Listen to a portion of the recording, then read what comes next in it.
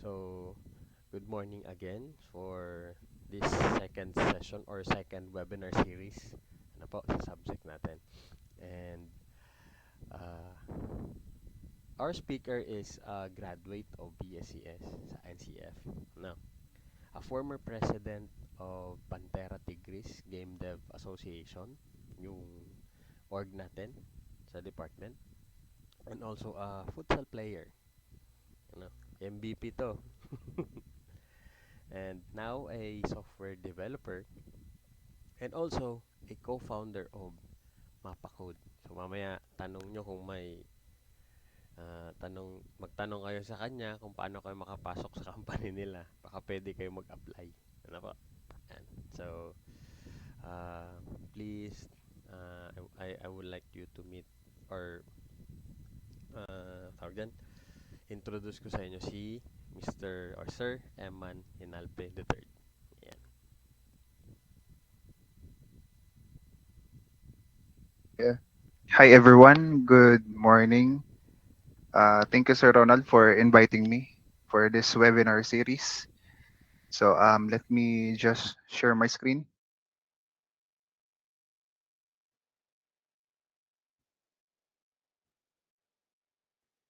Yeah. Visible na po sa inyo. Please thumbs up if yes na. Okay. So before we start this webinar series, I would like to thank again Sir Ronald, my former teacher during my college days. And also, welcome for this webinar series. So in this series, we will discuss how do we manage a different database across multiple environments, especially in the uh, industry, lalo na pag nagkatrabaho ka na since it involves real transactions, real money, and also time.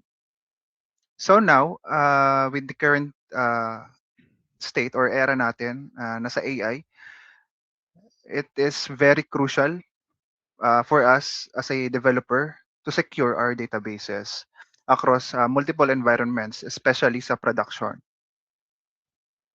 So I would like to give a short background of myself or my career.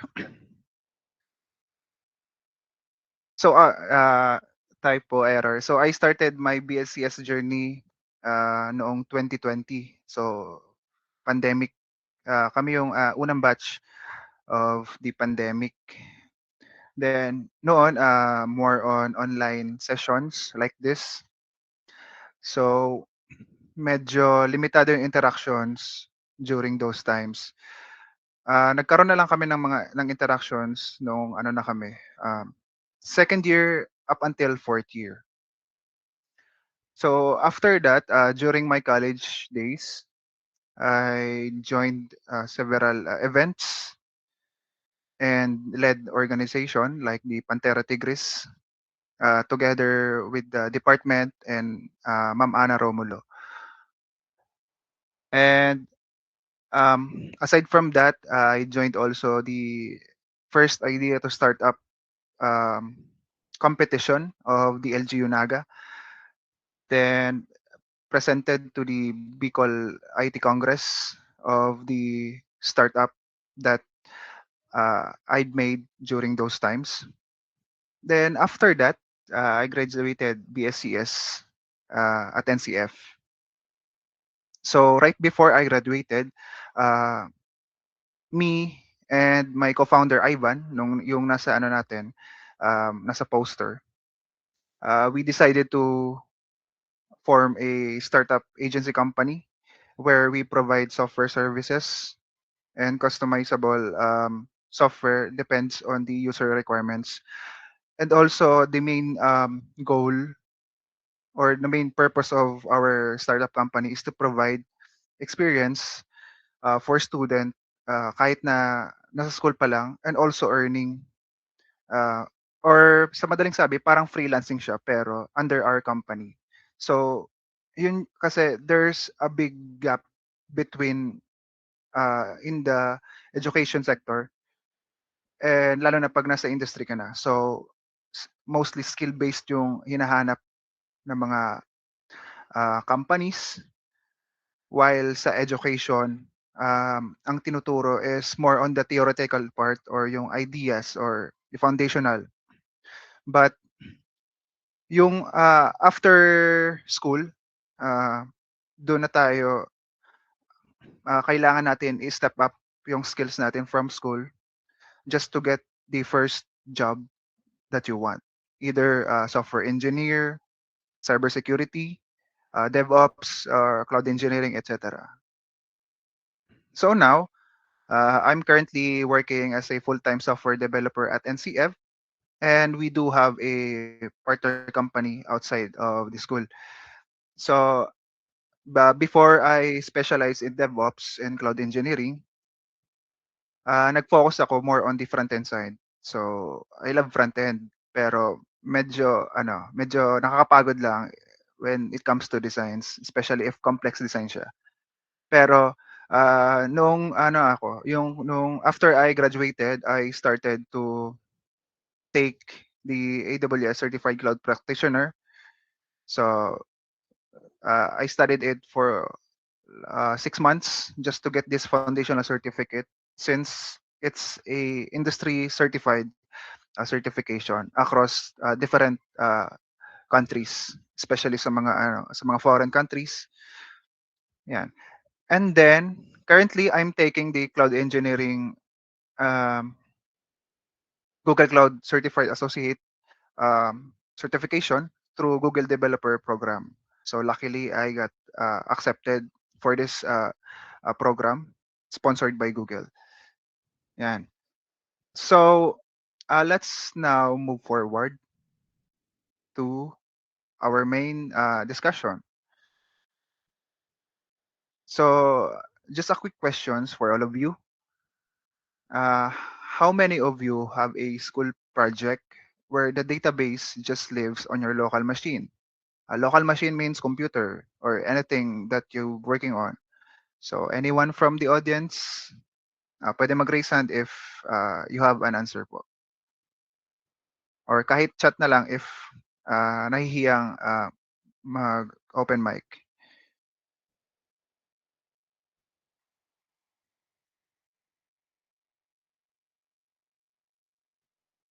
Okay. So, I guess lahat naman tayo nag-start sa ganito.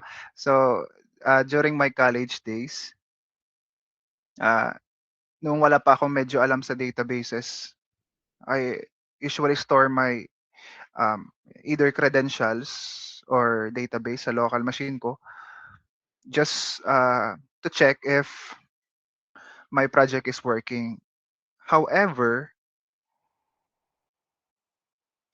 in the real industry, hindi siya advisable because first, kailangan natin is scalable. So, scalable means kayang mag-expand ng database without interruption or any disruption, that kayang mag-accommodate. For example, if you have 100 users sa ngayong araw, then tomorrow biglang nag times 100 times 10, dapat yung database mo is scalable enough just to handle those multiple load of users. Yun ang scalable. Also, the other problem with scalability is the cost, because the more scalable yung database mo, the more cost it requires, especially if you're working with different cloud providers like AWS, GCP, Azure, and other cloud providers.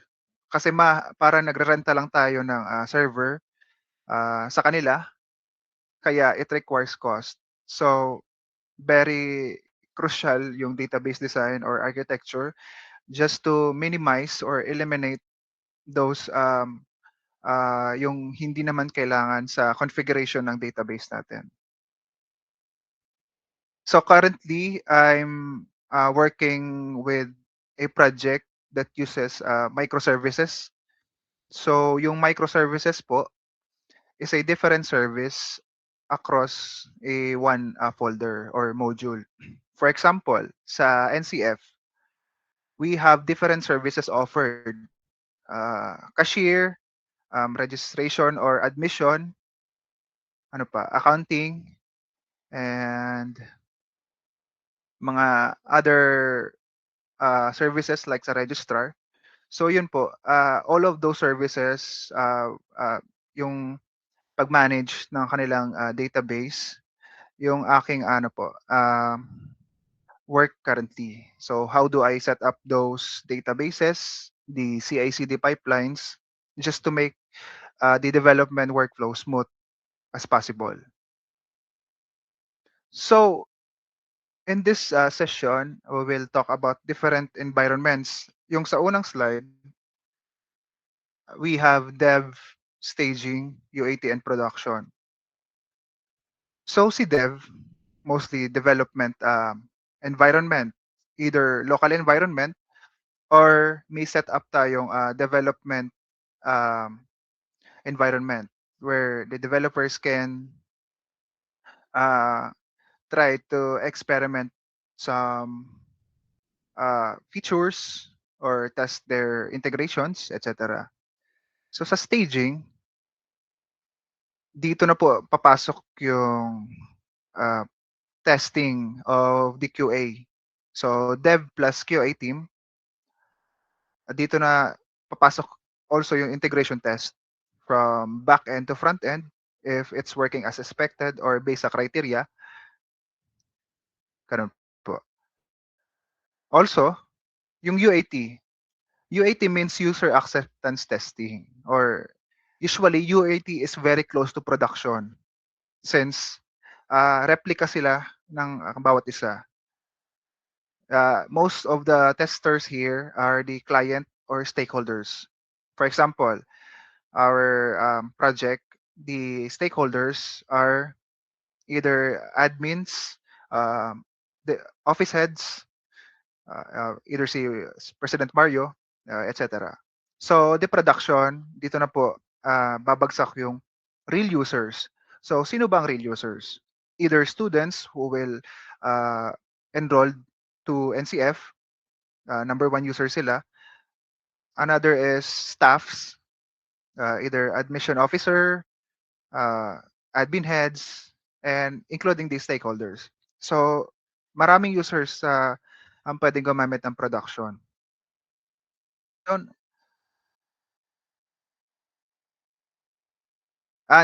binalik ko lang sir sa first slide. Sige. Next, why do multiple environment exist? So anyone from the audience who wants to answer, why do multiple environment exist? Sige. Or let me just call random name. Sige, pili kayo.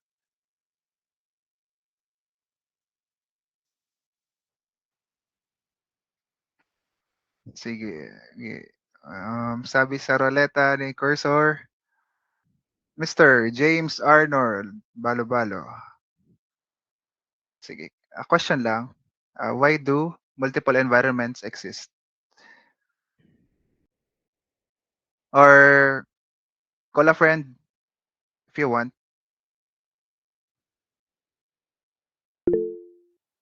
Sige. Sir, sino to? Sige po.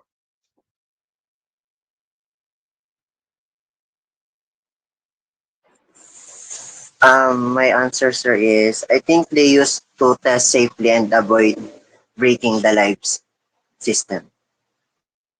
Yan. Valid answer. Thank you, Sir John. So, primarily, isa yun sa mga reasons why do multiple environment exist. So, think of it like cooking or nagluluto. So, sa stage 1, testing spoon. If marunong kayo magluto, usually, tinitikman natin yung pagkain natin pagkain na niluluto natin if swak na ba yung lasa para sa mga users nyo or sa mga kakain. So, you taste while cooking, no guest sees this. Nasa ano yan, nasa likod ng kusina. Next, the stage 2, family tasting. Safe circle test the dish or something might be off. So dito na ipapataste test sa other relatives like sa kapatid if swak ba 'to sa panlasa niya. Since magkaiba na kayong panlasa eh, pwedeng mataas yung panlasa ko or mataas yung panlasa niya. Next, the stage 3, the pre-lunch dinner. Final run through before real guests arrive. So dito sa pre-lunch dinner, pwedeng marami na kayong nagte-taste test. For example, if you're working sa mga resto, either ikaw yung assigned cook or may chef ka pa or other tao na pwedeng mag-taste test ng niluto mo. So, just to conduct the final run before ihain sa kanilang customer. So, lastly, stage 4, the real dinner. Actual guest, everything must be perfect. So, if nakakain na kayo sa mga different resto, not fast food, yung mga resto kasi medyo matagal sila mag-serve. So, I think uh, if mga fine dining sila, for example, yung mga mamahaling resto, it took around siguro 10 to 15 minutes just to prepare the real dinner or the perfect dinner for their customer. Siyempre, if meron kang masarap na pagkain, maganda rin feedback. Pwedeng bumalik yung customer, uh, pwedeng mag-invite sila ng other companions sila uh, kasi yung experience nila of that food is great. So, great service, satisfied customer. Yan. So, the key points here is every environment has its own separate database instance. We call it database instance sa cloud. So, hindi siya shared. Depende sa environment. So, the dev server or dev environment will never touch directly the production environment. So, for example, dito yung dev and dito yung production. Marami pang stages or testing thoroughly ang ika-conduct before it gets to the production. So, syempre we have to avoid any disruption sa production, etc. That's why mistakes in dev don't mean disaster. So, pwede kang mag-try to experiment sa dev environment just to test your, for example, code or integration. And so let's, the four environments. Dito, we have the dev or develop, staging, user acceptance testing, or UAT, and production. So each environment has its own users. First, sa dev, who uses it? Mostly developers. For example, we have dev environment where we test our newly created feature or integration sa database if working sa local namin or sa dev environment. Then, other users at the staging environment are dev and QA. Dito na yung testings. So, may mga times na magkalaban ng QA and dev because sabi ni dev, it works on my machine. It works perfectly fine sa end ko as a developer. Pero sabi ni QA, may bug or reported bug. Pero it depends on the test cases ng QA na yan. So if parang edge case na siya or out of scope na yung testing niya, may mga instances na needs discussion ng mga ganyan na bagay. So sa UAT or client stakeholders, dito na po yung mga heads ang magte-test. Pwedeng alpha test, dito na mangyayari yung alpha testing Meaning alpha testing yun. Sila ang mga involved just to get feedbacks ng current UAT environment natin. Since UAT is close enough to production, yan, replicate lang sila ng dalawa. Pero iba yung database connections or connected database. And for production, who uses it? The real users. Yan.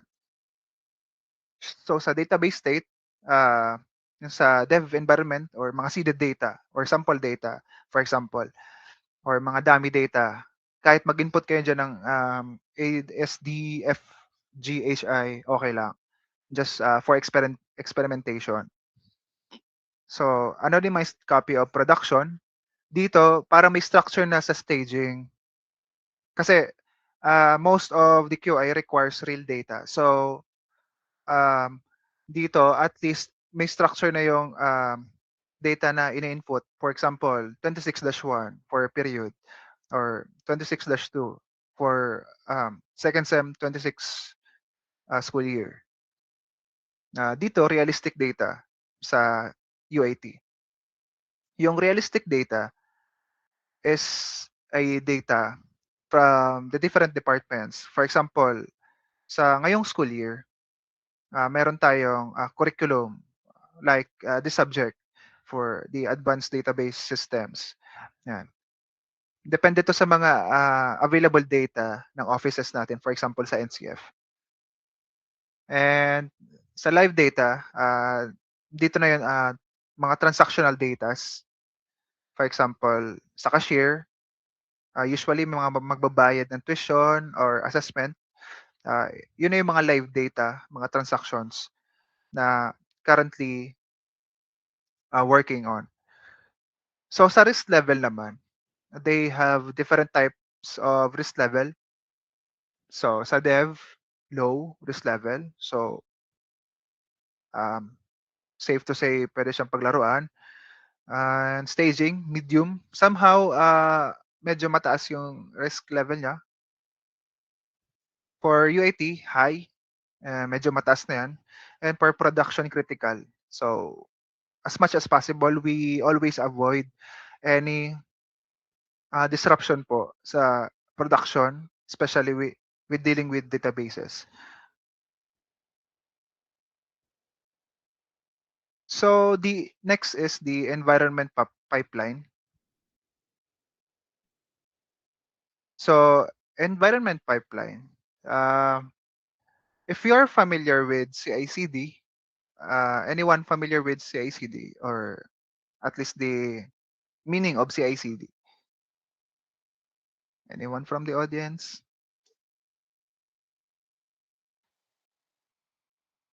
Okay, tatawag ulit ako. Ah, Miss Christine Joy Agulo. May idea ka po what is CI/CD? Or if you want, call a friend. Or kahit through chat if nahihiya.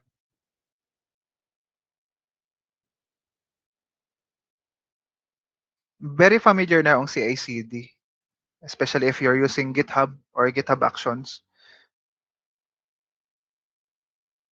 Medyo standard ano na siya or required skill, especially sa industry, na at least yung foundation ng CI/CD is marunong ka. So anyone from the group, what is CI/CD?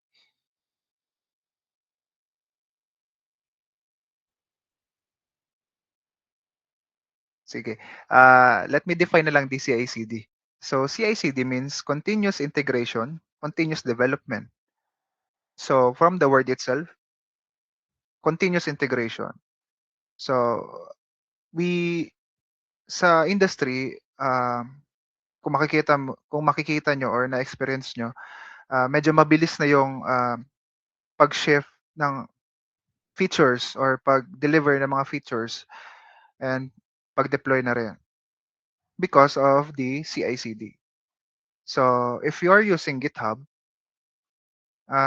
meron silang options on how to set up your environment sa GitHub nila para walang interruption with deploying your feature. Kasi noon, ang familiar noon is parang manual deployment pa. For example, FileZilla, medyo ano na siya, luma. Yan. And other deployment platform. So if you're familiar with Vercel or Render Hostinger, yan, mga ano sila, um, deployment platform where it uses CI/CD.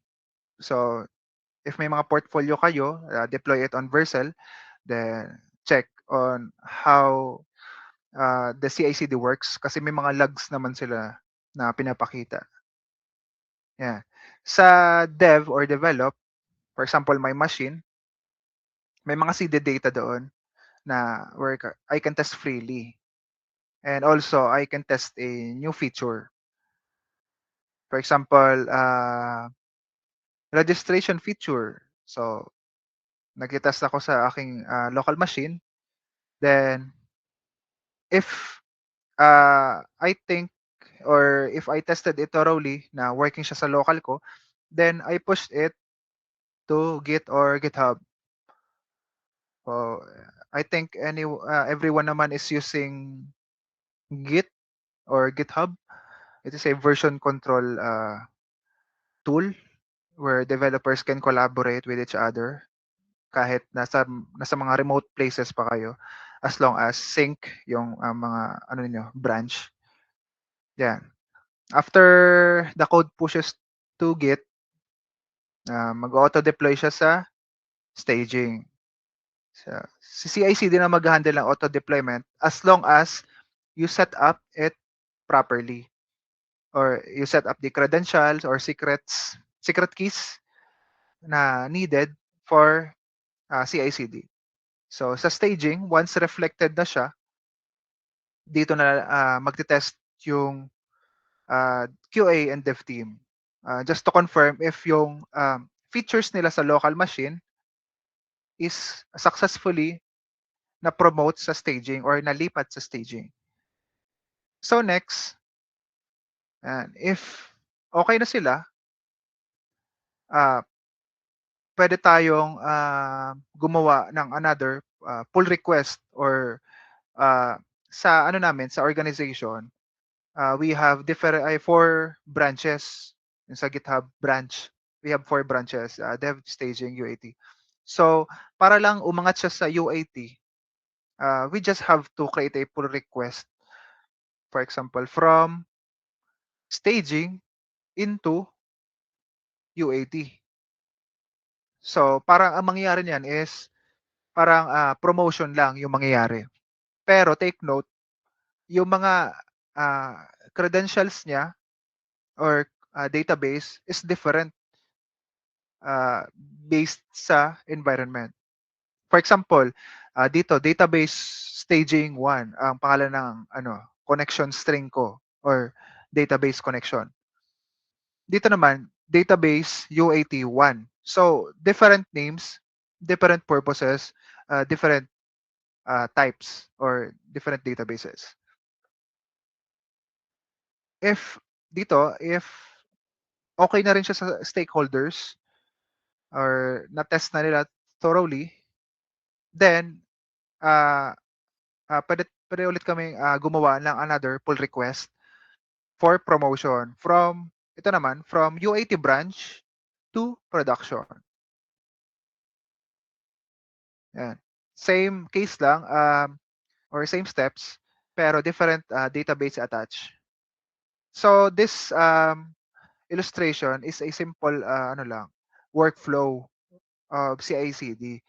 Pero there are different ways to set up a CI/CD. Depends on your organization or a workflow.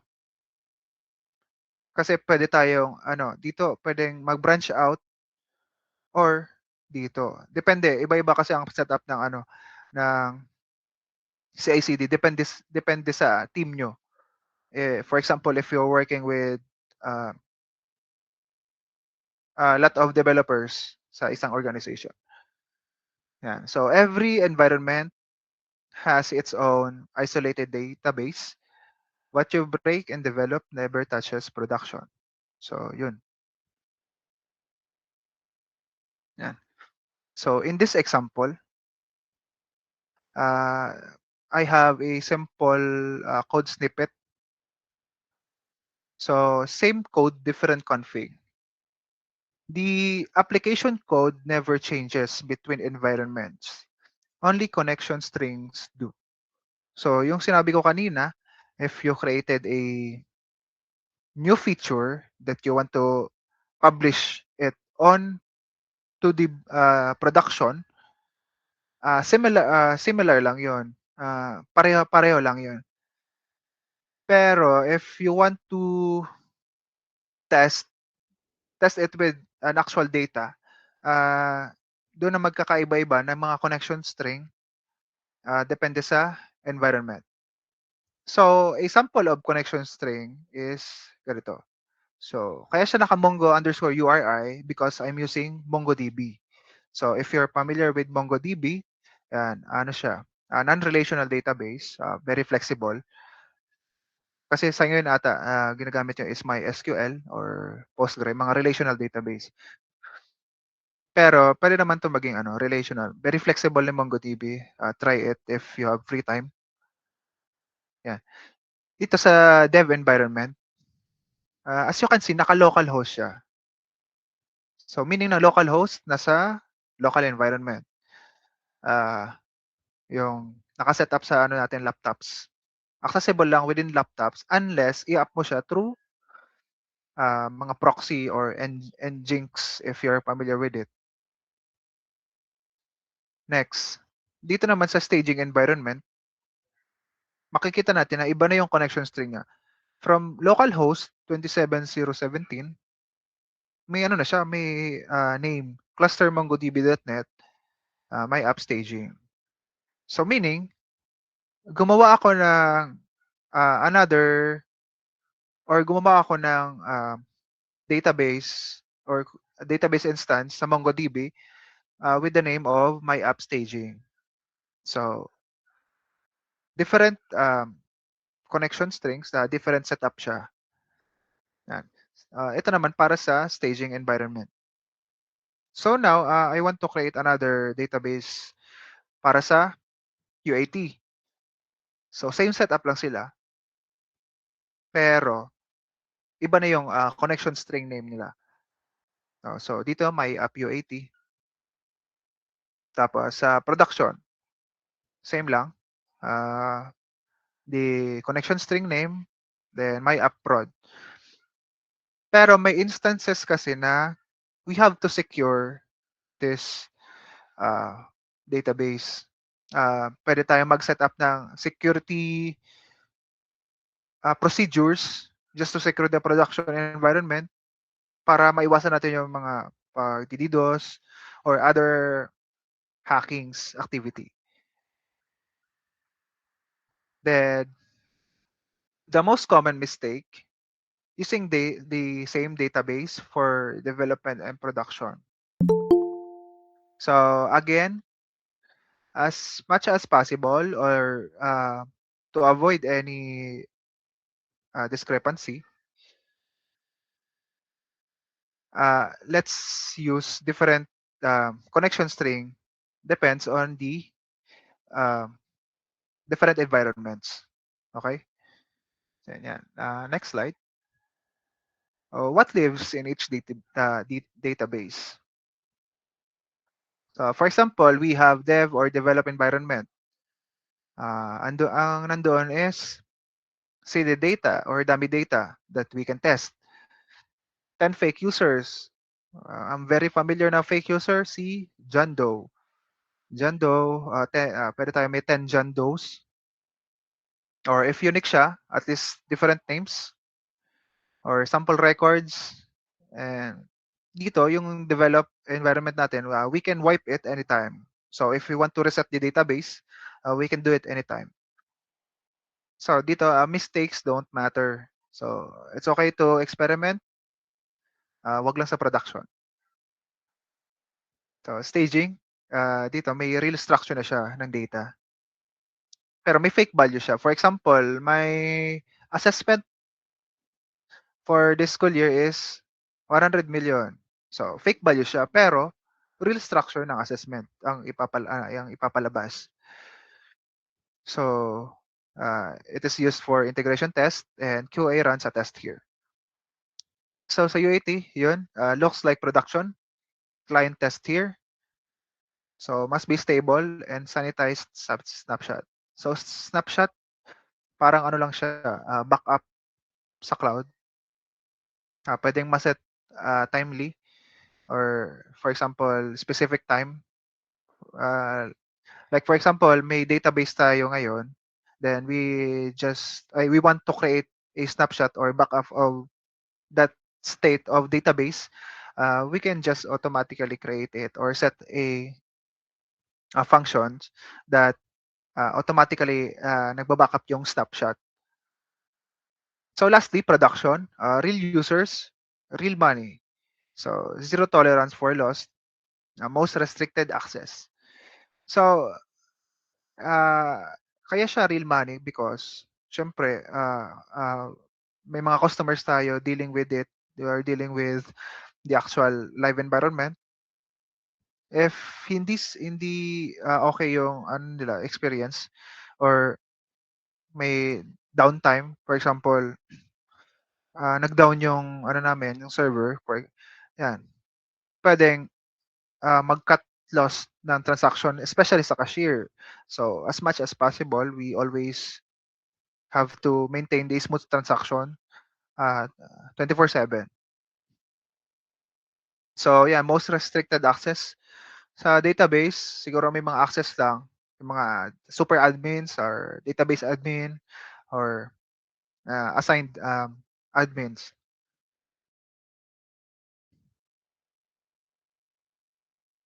So next, schema migration. I have a sample problem. Your app is running in production with 10,000 users. 10,000 users are active. You need to add a new column to the user table. How do you do that without taking the site down?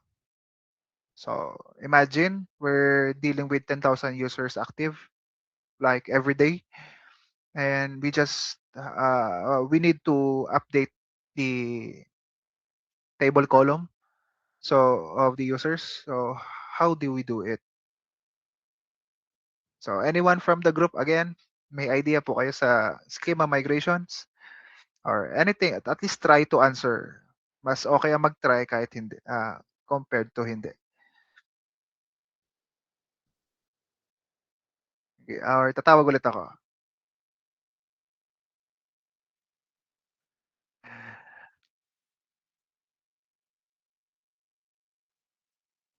Opo,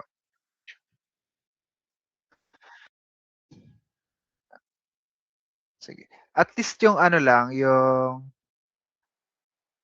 core concept or foundation knowledge na lang, okay na yun. So, let me just call Elmer Mailom. For me po, ang schema po is itong garo. Blueprint po siya kang database na kung paano po naka-organize ang mga bagay-bagay. Yeah. Okay, and for this sample problem, how do you do that? For example, schema migration without taking the site down. So how do you handle it? At least try to conceptualize lang. Or what's your idea?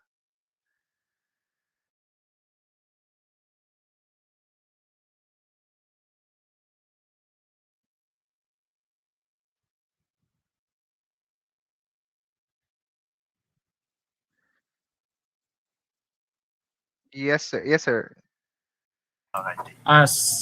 Siguro po, po pag sa production.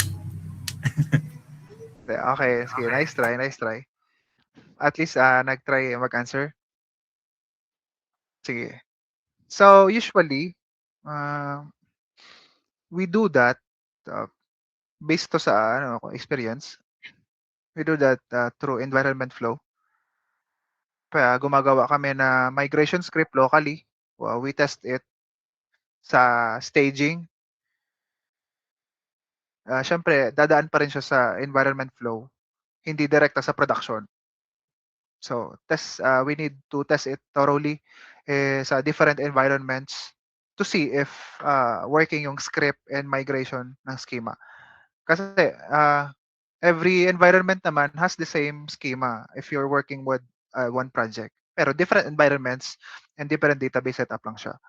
So, we write migration script, then runs it staging via CI or command interface or command terminal. Then, once na reflected na siya sa staging, or pwede namin ulit i-run to sa UAT, pero magkakaiba na lang yung mga connection string nila sa database. Yan. Pero same ano lang yun sila, scripts. Then, if okay naman siya sa three environments, then we can release it to production. Yeah.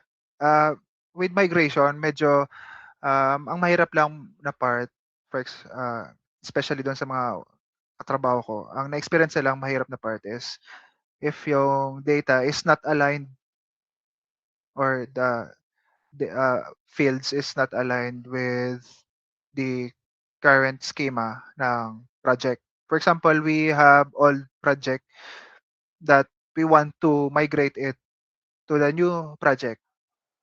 So, may ibang fields doon na same lang sila, na walang conflict, pero may iba rin na ano, na medyo like bungi-bungi or kulang ang data or magkaibang field. So, doon na yung migration script papasok. So, we always plan it since we're dealing with data for like sa production. So, another hard problem is the environment drift, the silent killer. So environment drift is when your dev, staging, and production databases slowly becomes different from each other. Medyo ano to eh, for me parang rare siya, pero it can happen. For example, si dev may another field, tapos nakalimutan pala sa staging na lagyan rin or sa other environment. So yun, it becomes slowly different from each other. Medyo ano na siya, different schema, different indexes or different data until deploying to production becomes a gamble. So medyo ano to crucial, and always we always do it, or minsan nag-audit kami if pare-pareho ba yung mga schema namin across different environments, just to make sure na walang problem when we deploy it sa production. So how drift happens? So developer manually adds an index in production to fix a slow query. So doesn't add it in staging, or hindi mo na siya dumaan sa dev, staging, UAT, diretso sa production. So a hotfix runs directly on the production database. So para nag-skip sa environment flow and never gets replicated back. Meaning of never gets replicated back is that hindi na siya na-promote pababa. For example, dev, staging, UAT, and production. Yung dev, dumirekta sa production. So, if ganun yung mangyari, at least try to demote it pababa. Kunyari, production staging, ay production UAT staging, dev. So, para aligned lang yung mga environments and walang maiiwan na environments. So, last is config values differs between environments and nobody tracks it. So that's why important ang documentation. So the number one source of truth is documentation. So always document kahit na anong changes pa yan kasi very ano siya, essential as a developer if may updated kang documentation. So how do we prevent it? All schema changes go through migration files, never manual. So configuration stored in a central place, not developer laptops. And lastly, like regular audit comparing environment. Yan. Just to make sure na aligned lang tayo across different environments. So very classic scenario, it works on my machine. For example, if uh, like doing some project naman, school project, or may kakolab kayong kagrupo, sabi mo sa kagrupo mo, gumagana naman sa akin. Bakit sa'yo hindi? Yan. Very classic siya. So the developer test locally works perfectly. Pero nung dineploy mo na siya sa staging, nasira na. Bakit? Because, for example, their local MongoDB version is 5.0. Tapos, si staging naman, yung mga dependencies na nasa staging is running sa 4.0, ay 4.4 versions. So, 5.0 and 4.4, may mga breaking changes na dyan na tinatawag. For example, pwedeng may new feature si MongoDB na wala na wala na dito sa 5.0 na ginagamit mo pa sa 4.4. So, ganun mga tinatawag silang breaking changes. Or a collection exists locally that was never seeded in staging. So, pwedeng nag-seed ka ng data sa local mo. So, okay, reflected siya sa local mo. Pero, you want to replicate it sa staging. Nung tinast mo siya without seeding it sa staging, doon na mangyayari yung collection doesn't exist or hindi siya reflected sa staging. That's why we seeded it also sa staging para the same yung nakikita mo sa local mo and sa staging. So, to fix this problem, it works on my machine. If if you're familiar with Docker, Docker is very used especially for local development. Kasi si Docker, it packages your entire project into a container para lang pag na-set up mo siya sa local mo and sa local ng iba, the same as is or walang misconfiguration para pareho yung setup ng kagrupo mo. So, si Docker open source, if you want to try it out. And then, this sample code snippet, galing to sa Docker. So, you just have to create a YML file or YAML file. Then, indicate the services, app, or image. Yan. So, may documentation si Docker if you want to explore it. Explore it. Yeah. So, dito, si MongoDB na gamit is 6.0. Yeah. And then, if, for example, nag-clone ka ng repo ni kagrupo mo na naka-Docker rin. So, ang mangyayari niyan, similar na kayo na environment or local environment. So, Docker runs the exact same database version locally as in production.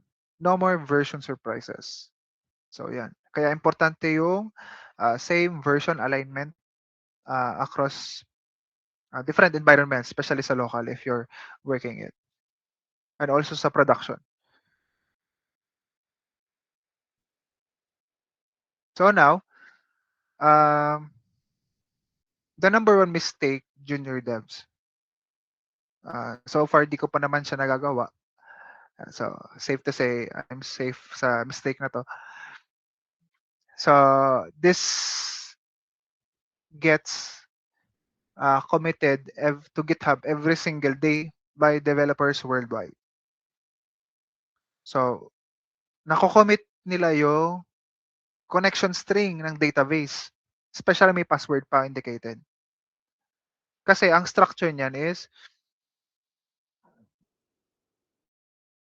ganito. Connection string, username, and password. Then, at cluster, yung name ng database nyo. Or for example, /prod. Yan. Sa GitHub, very open si GitHub. So, bots scan every public GitHub repo looking for exactly this. Within minutes, someone owns your database. So, the moment you committed this to your GitHub or remote branch, that's the time you're being compromised. Automatic yan kahit hindi mo siya nakikita. Since, especially with the AI, automatically bots can scan every public GitHub repo. As well as kahit nga minsan mga private repo, kaya ma-scan ng bots sa GitHub. Kaya minsan may mga post na sa Facebook post na if you're familiar sa mga programming memes, meron doon mga pictures na nakomit yung environment variables, yung mga API key, yung mga sensitive keys na dapat hidden sa repository. So, yan. So, there are 3 levels of secret management para ma-secure natin yung mga environment variable. The first level is local only or .env files. If may mga projects kayo tapos familiar kayo sa mga env, meron kayong makikita doon na .env or .env.local or .env.production. Depende sa programming language or framework na ginagamit nyo on how the env structure. So, local add only. Add to git ignore immediately. So, dito, sa local nyo, makikita, pwede kayo mag-declare ng mga different env variables, key, and value. For example, API underscore key. Yun ang tawag na key. Ang value niya, yung equals, yung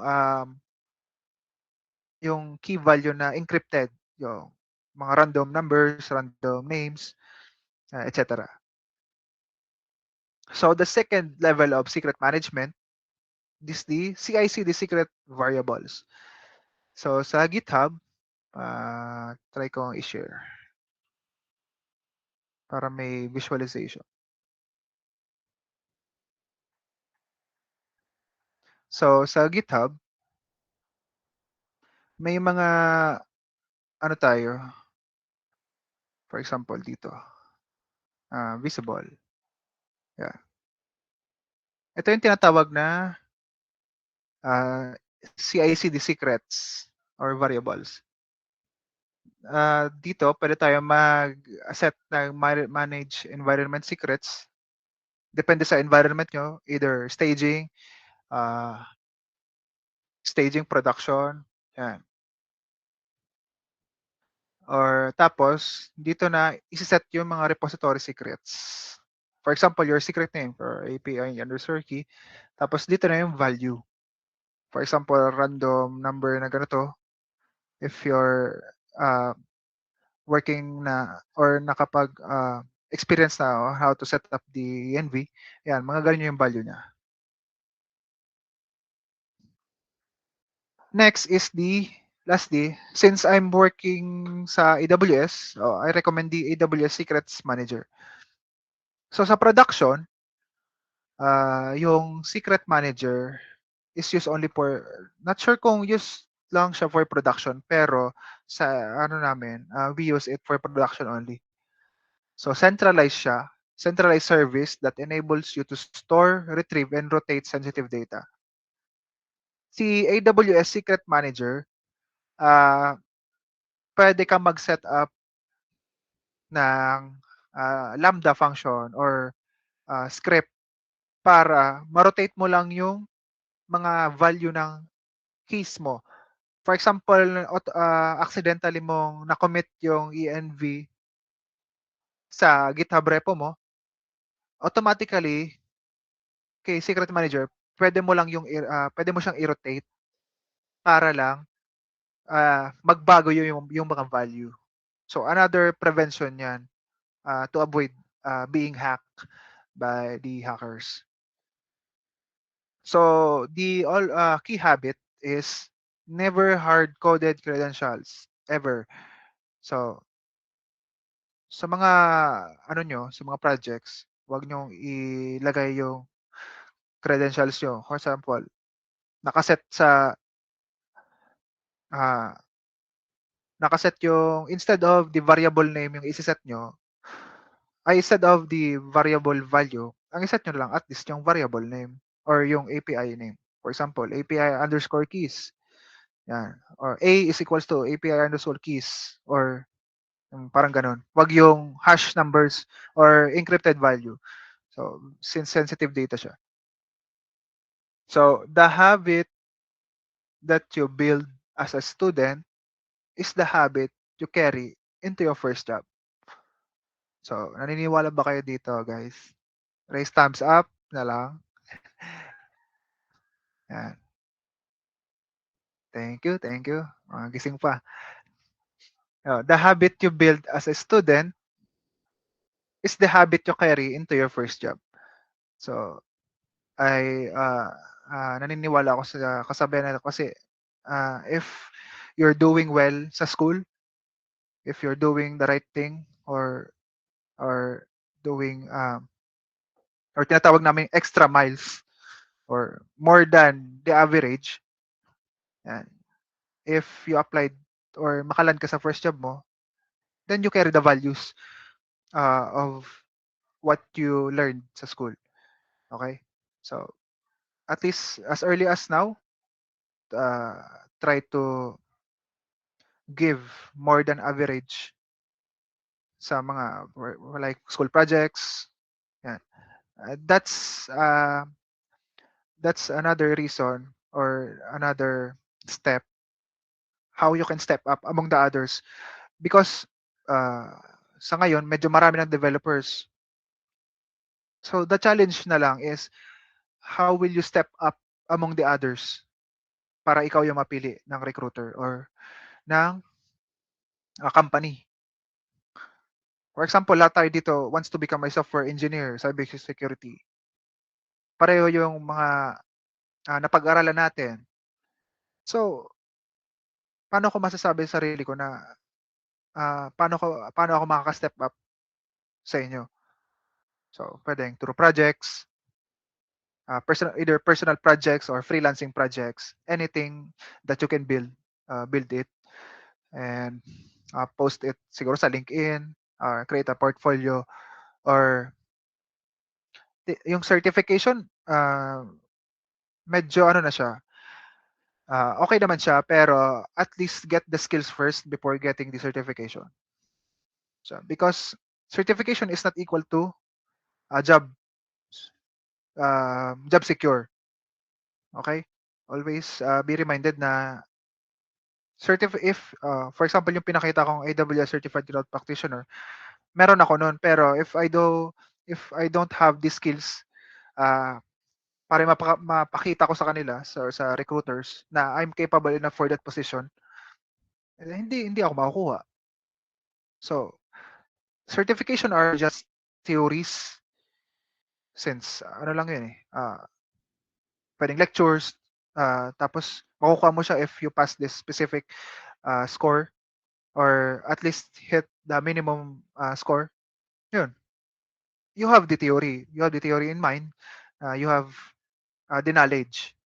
But the practical skills, on how to apply it in the real world environment or real industry, doon na tayo magkakatalo-talo ng skills natin. Okay? So, uh, always take out of that. So, another, how to know your database is sick before users do. So, under ano na siya, observability. So, paano mo malalaman if okay pa ba yung database nyo bago malaman ni users na, ay, naghahang po ang aking ah, screen. Matagal po mag-load yung data or matagal po ma-fetch sa ano sa table. So, how do we know na may problem na sa database natin? So, monitoring is not optional in production. It helps you sleep at night. So, very critical ang monitoring sa production since you have to monitor the database um, uh, bandwidth or etc. or regarding sa database, if okay pa ba yung takbo ng database, if kaya niya pa bang ma-handle yung loads for every day's request, mga ganon. So, kung okay yung lahat na yun, or you set up it properly, then sleep well ka. Especially if you're assigned for that specific task. Siyempre, running smoothly yung server or database. Then, uh, uh, meron kang peace of mind after your work na ay running to smoothly. Hindi to babagsak over the night. Yan. So, uh, if as much as possible we yun nga, we always want to have a smooth transactions, especially sa mga transactions sa like educational institution, sa cashier, other companies, etc. So, how do we know if RDB is sick? Connection timeout. Too many open connections or up is equals to up slows downs or crashes. So, pag marami siyang open connections, especially if the database cannot handle a specific workload, so pwede mag-slow down si database or worst case, mag-crash. Yan. Sa query response time, sa slow queries surface here first before users complain. So sa AWS, meron kasing tinatawag na CloudWatch.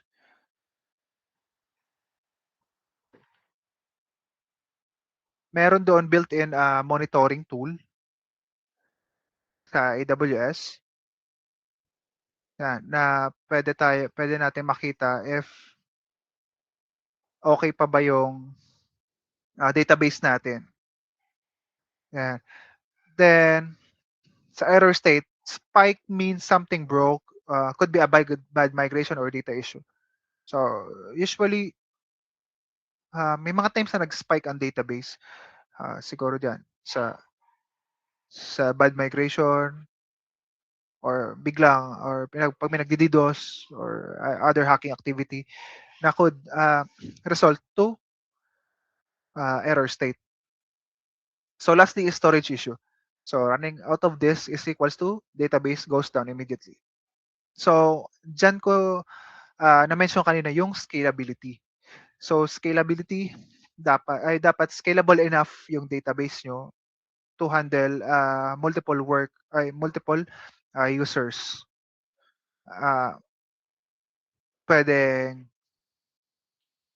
kaya niyang mag-handle over the time or you can set up automatically mga gano'n na configurations just to handle sa yung number of users. Okay? So, yun. CloudWatch sa AWS. Then, if if na-try nyo na yung MongoDB, or MongoDB Atlas, meron silang built-in monitoring for slow query logs. So, mga open source siya. Ay, may free siya, pwede nyo magamit. Pero sa AWS, may free tier account naman siya. Pero after 6 months ata, mag-expire na. So, yan. So, ito, ano na to, personal advice na to, as a working na sa industry, and especially naging student din, and wants to share my experiences to all of you. So, technical technical habits to build now. Learn to read logs before asking for help. Para lang yan, try mo muna i-Google if kaya mong masolve yung specific problem mo bago mo itanong sa iba. At least try it on yourself first. Then, try to ask some questions if medyo difficult na siya or hindi na kaya ni ChatGPT or ni Claude sagutin yung questions mo. The fastest junior devs are the one who open the log first. So, for example, ako, na-assign akong task to monitor this specific slow query. The first thing that I will do is to open uh, yung AWS CloudWatch. I ang ginagawa ko is I track back sa mga logs kung anong nangyari. For example, nangyari siya kaninang mga 11 a.m. So, nagta-track back ako niyan for that specific time. And then, doon ko makikita yung specific error or error message from AWS kung what went wrong. So, ano nangyari. And then, understand one cloud platform, even at free tier. So, yan. Very, ko siya, recommended. Kasi as of now, kung napapansin nyo, most of the companies are shifting to cloud instead of on-premise. Ang on-premise kasi is database server setup siya na nasa opisina. If alam niyo yung mga data center, yung mga malalaking parang aparador, ganun yung on-premise setup. Yan. Try to deploy something or try to deploy small sa cloud using your free account. Check if working siya properly, or if not, try to fix it. Kasi skills na yung matetest dito, hindi na yung knowledge. Or knowledge pa rin pero more on skill based na siya. On how do you deploy, how do you set up, for example, hosting your personal word portfolio using S3 bucket. Yan, may AWS, mga ganun na bagay. So, try to experiment something sa cloud, and then, yan, doon mo marirealize how to set up or configure sa mga cloud providers, especially if familiar na kayo sa mga yan. So next, version control is everything, not just code. So if it's not in Git, it doesn't exist. So kung familiar ka sa Git or GitHub, may mga version history doon, or mga commit history doon ng iba't ibang developers, for example. For example, more than 2 kayo, yun, makikita niyo doon sa history na, ay, sa kanya pala to, ikaw pala gumalaw nito, ikaw pala nagbago ng code. Yan. Doon yung matitrace back yung commit history or code changes nyo. So, importante ang version control for everything. And lastly, know the difference between knowing a tool and understanding the concept. So, knowing the tool, yun sinabi ko kanina, knowing how to set up on cloud, compared to understanding the concept only. So, baka naintindihan nyo yung concept niya, pero on how to use the tool, hindi na. So, medyo, yun na yun, pinagkaiba ng theory and practical. So, practical skills, yan, theory in mind, mga concept, mga theory, concepts, or how do you define it, or how to use it, yeah. Then next, SD, mindset and professional growth. Get comfortable with I don't know, but I'll find out. Ah, maging comfortable tayo sa mga ganyan na bagay, especially as a student. May mga subjects tayong iba-ibang tech stack. For example, pwedeng magkaroon kayo ng subject na mobile development or web development or pwede baka sa thesis nyo, mga hardware or et cetera, et cetera. Yan. Be comfortable with it. Okay lang sa sabihin na, hindi ko yan alam. Pero sabihin nyo rin also na, pero pag-aaralan ko, but I'll find it out. So, mga ganun na mindset. Okay? Because, sa ganyan na mindset, you will try it since curious ka, ano ba to, paano ba to gawin? So, uh, ita-try mo siya on your own, how to use it. Then, yun yung stepping stone mo to get an experience how to use that. So, it's always na try to experience it para malaman mo on your own ano ba yung feeling na nakapag-set up ng ganito. So, yun. The one who say I don't know, give it an R and come back with an answer are the ones who get trusted with bigger things. So personally, or my personal experience, nung unang pasok ko dyan sa NCF as a junior, wala ako masyadong alam sa mga current tech stack na ginagamit nila. So, noon, very hesitant ako to configure something or at least modify a feature because I don't know. Wala akong background or wala akong background kung para saan ba to, ano ba ang pwedeng masira nito if galawin ko to. Mga ganun na bagay. Pero I built it as a habit na, sir, di ko pa to alam, pero pag-aaralan ko. Yan, mga ganun na bagay na small difference lang siya. Pero in the future, it will give a bigger impact sa career mo. Okay? So, if you're familiar sa mga libro like Atomic Habits, yan, andun siya. So, very, very, very essential siya as a developer na always stay curious, especially sa natin, sa era natin na where AI are rapidly evolving na if you don't how to use it, then if you don't try to find it out, then mapag-iiwanan ka. Yun yung sinasabi na pwede ka ma-replace ng AI. So, for me, personally, ang pwede lang mapalitan ng AI are those who don't want to uh, explore or build with AI. So, uh, ano, um, try to cope up with it. So, sabayan natin yung ng AI. So, it's okay. It's okay if you use AI. As long as you understand the fundamental concept or the foundational concept kung paano ba ginagamit ang AI. So, yun. So, wag kayong maniwala na software engineers will be replaced by AI.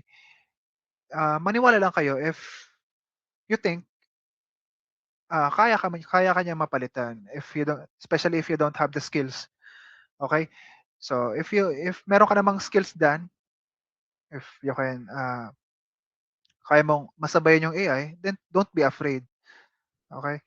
Uh, hindi na natin maiiwasan ng AI. So, medyo na siya, booming as of now. So, try to ride with it. So, read incident reports from real companies. reading them teaches you more about production engineering than most textbook. Dito, ah, once na nasa company na kayo, dito yung ma-realize and experience if you ay kung 'pag nakabasa na kayo ng mga real incident reports. For example, mismatch of packages sa projects, or if you see yung recently uh, na recent issue about Axios, yung mga ganun na bagay na na-breach yung Axios if you're using this specific version, mga real incident report na yun. So, dun nyo ma-realize, or dun nyo makikita how the product uh, will be or can be engineered, or uh, paano ba to magagawa through siguro adjusting of diagrams, then through meetings, pwede yan, uh, conceptualizing with other developers, especially sa mga seniors nyo. So, yun, mga bagay na maintindihan nyo lang. For me, pag nasa scenario na kayo na ganyan, where you can read incident reports, bakit to nag-failed, bakit to sumabog during production, mga ganun na bagay. And lastly, find community before you find a job. Because the person who helps you land your first job is almost never a recruiter. It's usually someone you met in a community. Uh, very helpful to, especially sa mga graduating class, uh, since they don't have uh, enough experience sa ngayon, especially sa mga junior years or early stages of career. Pwede ang makatulong sa iyo to land your first job are your connections, especially yung mga tech events here sa Naga, locally or even outside Naga. Try to attend it. Maybe you can meet someone who works at a specific company or international company that can recommend you for that for that specific role if you're capable na. Okay?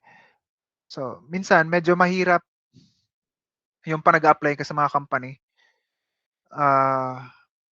Lalo na kung marami kayong competitors.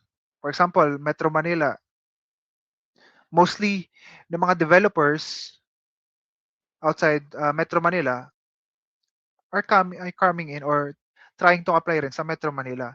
Yung mga urbanized cities like Cebu, Metro Manila, sa other part of the Philippines pa. Pero if you have this advantage na may connections ka or tinatawag sa mga local government na backer, yan, pwede ka makakuha ng first job through connections. Especially sa LinkedIn. If you have connections sa LinkedIn, either foreigner man yan or something na nakilala mo through an event na hindi taga, for example, hindi taga Naga,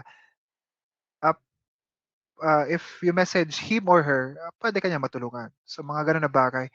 So, very helpful ang connections, especially when you're finding a job or siguro mga internship if you're planning to intern at specific company. Yeah.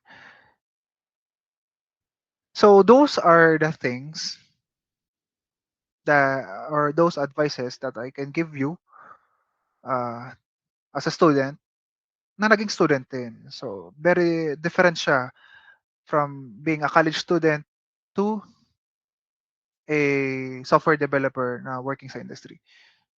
So I hope that these advices can give you uh, light to finish your studies. Okay? So very important ang studies. As well as try to apply those skills while learning. Okay, hindi lang pag-aaral. If you have time, spare time, try to upskill try to explore different paths. If hindi mo pa nahanap yung niche or specific role na gusto mo, then try to explore it if you have free time. So it's okay na sa ngayon mawalan pa ng landas kung anong gusto mo talagang maging. Ah, yung sinasabi nila na your college journey is your stepping stone or exploratory stage. Okay? So, yeah. Thank you for listening. Thank you for attending the webinar series. And if you have questions or suggestions or just message me through my email or LinkedIn or for inquiries, just message our Facebook page. So, yun lang po. And thank you for listening.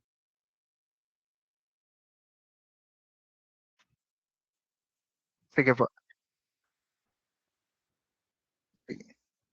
Anyone po na who wants to ask some questions?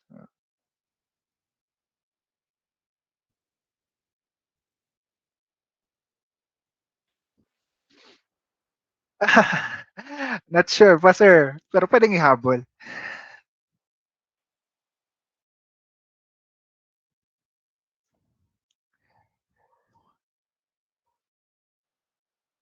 So, any questions po?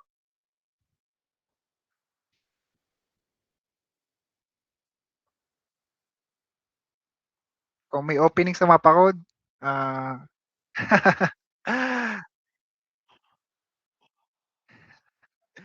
sige. Si Mapakod po ano, remotely set up lang siya for now. So ano, we offer students some projects para mabigyan ng real world experience. Okay? So, pwedeng project based siya. And then if you're if we have an opening, then we'll try to inform siguro sa department if may mga students bang capable enough to do this specific project. So, yun. So, while you're learning, you're also earning. So, yun. So, yun lang po.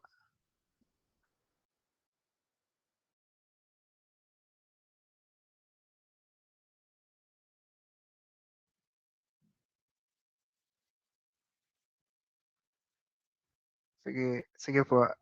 Any questions will be entertained.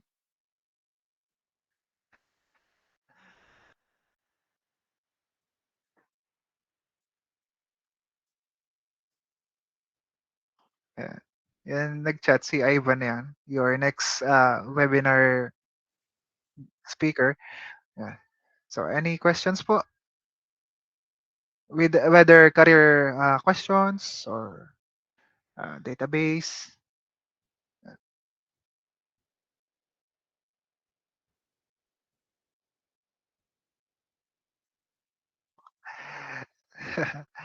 Alam niyo mga ano, mga students, medyo ang pagiging mahiyain hindi siya ano, nakakatulong, especially if you want to land a job. Try to be vocal, try to be open. Especially kahit sa mga students, sa mga hindi niyo kakilalang blocks. It's just like ano, you're having a connection with them. Okay? Kasi ako noon hindi naman ako very vocal. So, na-practice lang siya over the time because I tried to open myself, especially sa ngayon, I'm guest speaking sa mga different events. Hindi ko naman talaga siya gusto noon, pero I tried this experience. And somehow I loved it, especially when sharing things to other students. So I hope na may natutunan kayo in this webinar series and try to be comfortable uh, with your uncomfortable side. So, hindi kayo open or hindi kayo vocal enough, then try to open up yourself. Okay? Try to at least yung pag-present sa unahan. Yun. Number one step na yun. Okay? So, at least one step at a time, then ma-overcome nyo rin yung fear. Okay po? So, last call. Any questions? Okay. First job after graduating. My first job after graduating was not into software engineering, pero related siya sa ano. My first job was an academic tutor sa isang online platform where I teaches related sa ano, yan sa mga subject matters ng programming, uh, yan. Basically, tutor siya for that programming, other software engineering ano uh, subjects. Tapos after that, yun, we decided to build a startup company. Sabi nga nila, if you can land a job, build a company. So we tried. And somehow, working naman siya. Then, try to apply a software engineering role. Then, yun. Luckily, nakapasok. So, I hope nasagot ko yung questions nyo. Sige. What are common struggles new graduates face when entering industry? How can we avoid that? So, personally, yung naging struggle ko is finding the job. To be honest, it took me around 6 to 8 months before I got a software engineering job. Pero nung sa range na yon, yung paghahanap na yon, ah, hindi ko nilat down yung sarili ko na what if hindi talaga para sa akin yung software engineering. So, while finding a job, I try to upskill. So, habang wala akong nakahanap ng trabaho, I tried to learn the AWS. Kaya ako nakuha yung AWS Certified Cloud Practitioner ko. Kasi during those time, nag-upskill ako habang naghahanap ng trabaho para hindi lang mapag-iwanan. Kasi after you graduate, what's next?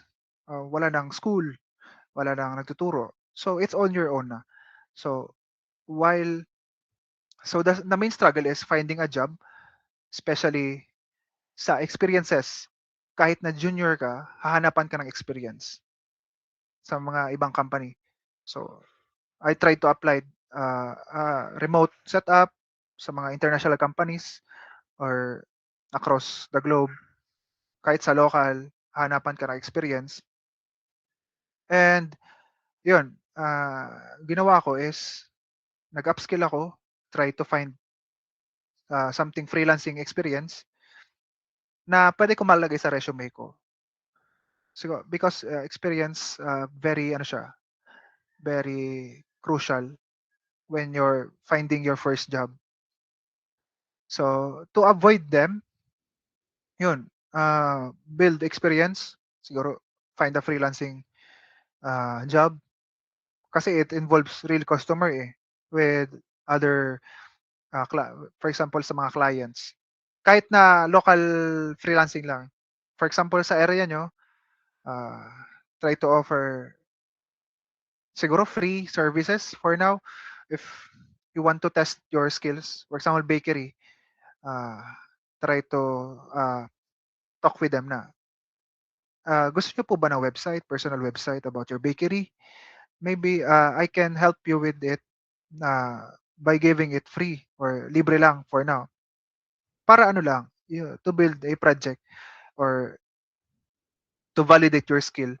If kaya ko bang specific job na ganito? Tapos yun, pwede nyo ma-avoid yun since you have the experience. Kahit na free service pa lang siya, at least you can put it on your portfolio.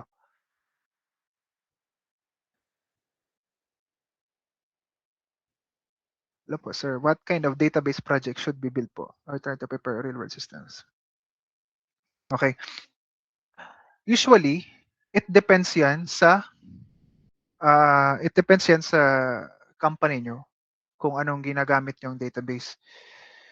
For example, if mga medyo dikit-dikit yung mga tables, maybe mga relational database like SQL, ay MySQL, PostgreSQL. Pero if hindi naman siya dikit-dikit or set apart naman siya, can freely modified, try to use the MongoDB or NoSQL. Medyo popular ngayon yung MongoDB. Yan. Mostly sa mga recruiter, ang inanap, Burnstack, yan, Node.js, mga ganun, mga non-relation, NoSQL, mga non-relational database.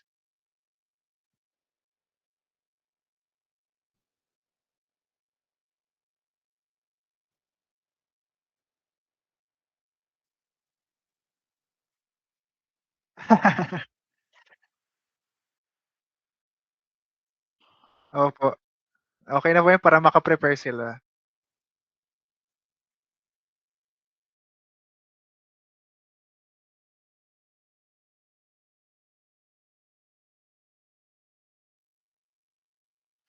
Ano po yung reaction nyo nung na-breach ang Vercel?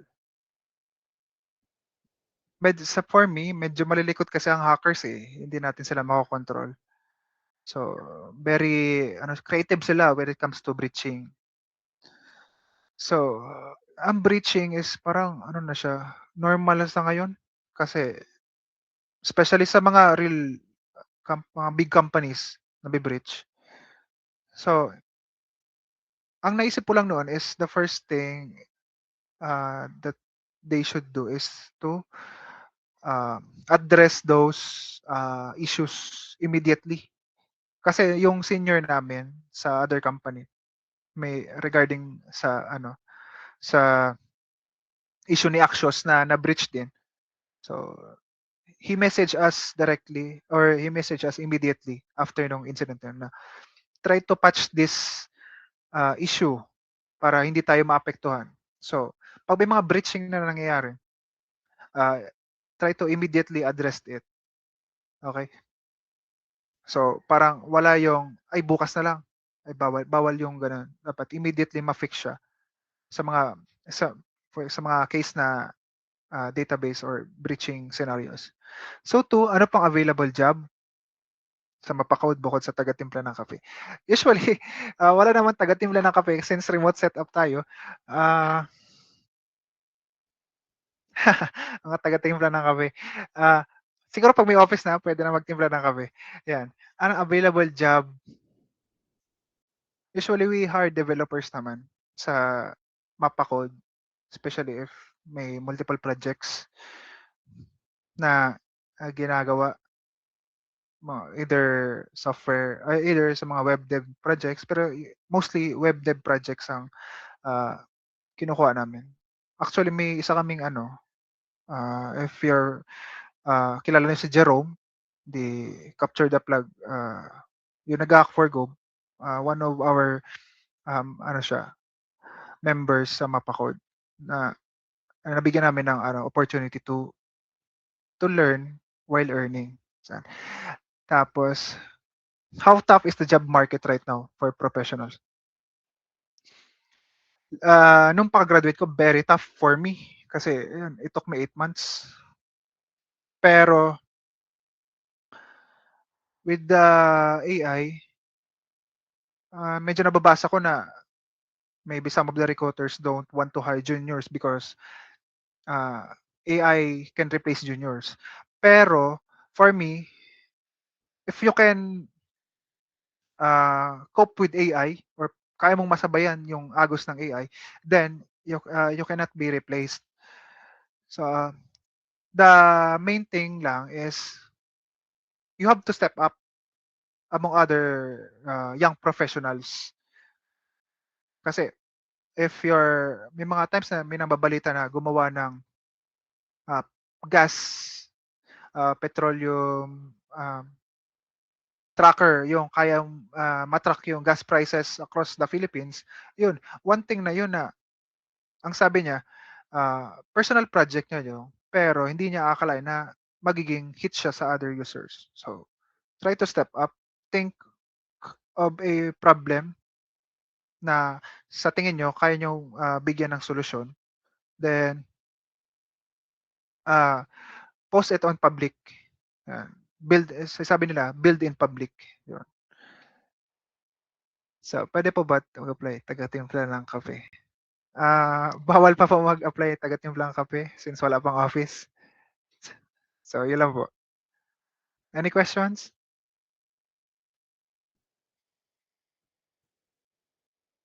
In your experience po, how was the way you manage databases changes when you first started?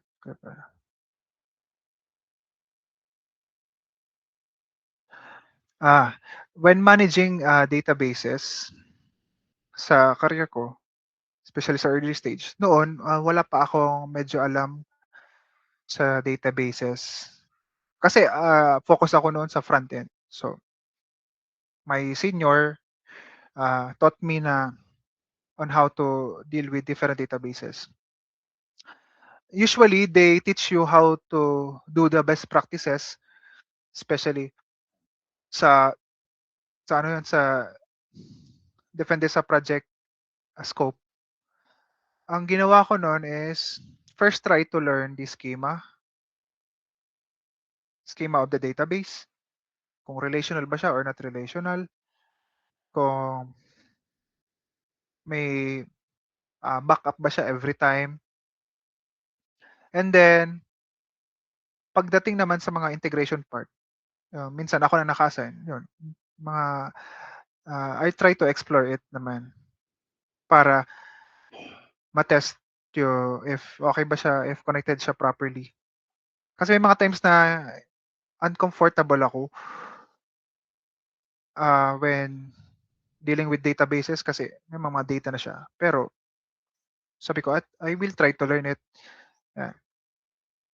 Since when you first started. So yun yung mga experiences ko when managing databases.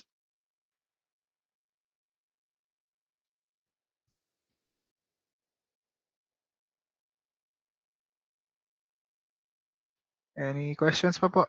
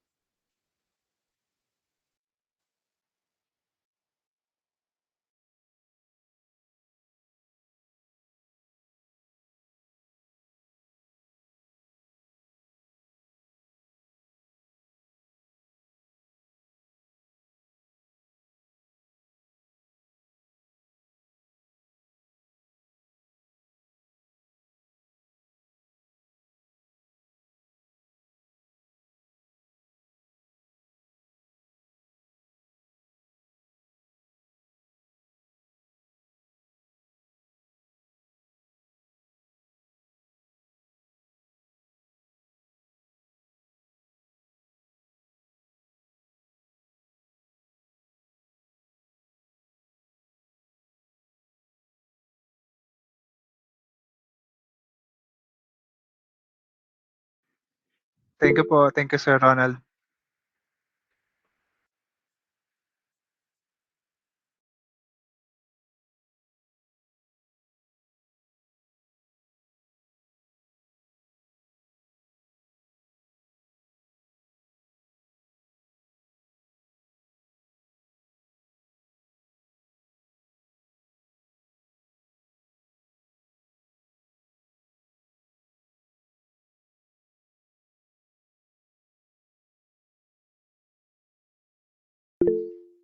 Thank you po. Bye-bye. Yes, may nag-raise hand.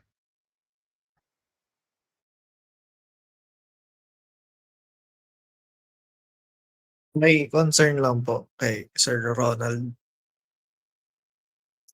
Pwede pong magpa-excuse sa Thursday for the webinar series. Kasal po kasi nung kapatid ko. Okay po.